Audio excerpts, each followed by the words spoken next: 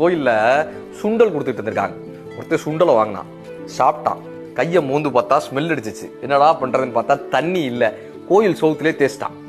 தேய்ச்சி திரும்ப மோந்து பார்த்தான், ஸ்மெல் அடிச்சிச்சு. திரும்ப தேய்ச்சான், திரும்ப மோந்து பார்த்தான், திரும்ப தேய்ச்சான், திரும்ப மோந்து பார்த்தான். இப்போ பக்கத்துல இருந்து ஒருத்தன் என்னடா பண்றான்னு பார்த்தான்ல, நம்மால் உடனே அப்படி தொட்டு கும்பிட்ற மாதிரி இப்படி தொட்டு கும்பிட்டு அப்படி போயிட்டான்.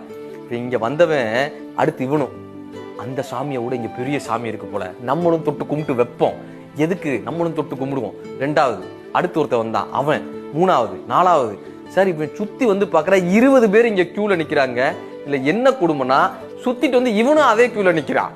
இவன் தான் அந்த சுண்டல் சாமியை உருவாக்கிட்டு போனதை, இவனும் வந்து அதே தான் நிக்கிறான். அதனாலதான் சிவவாக்கியர் சொல்லுவாரு, 4 வேதம் ஓதுவீர் ஞானபாதம் அருகிலீர் பாலும் நெய் கலந்தவாறு பாவிகால் அருகிலேர் ஆழமுண்ட கண்டனார் அகத்துளே இருக்கவே காலன் என்று சொல்லுவீர் கனாவிலும் அது இல்லையே அப்படின்னாரு. கடவுள் எங்கப்பா இருக்காரு? நாங்க கண்ணதாசன் ஐயா தான் சொல்லுவாரு, பூஜ்ஜியத்துக்குள்ளே ராஜ்யத்தை ஆண்டு கொண்டு புரியாமல் இருப்பான் ஒருவன், அதை புரிந்து கொண்டால் அவன்தான் இறைவன். தென்னையில நீருக்குள்ளே தேக்கி வைக்கும் ஓட்டுக்குள்ளே தேங்காயை போல் இருப்பான் ஒருவன், அதை தெரிந்து கொண்டால் அவன்தான் இறைவன். வானவெளி பட்டினத்தில் வட்டமதி சக்கிரத்தில் ஞான ரதம் ஓட்டி வரும் ஒருவன், அதை நாடி சென்றால் அவன்தான் இறைவன்.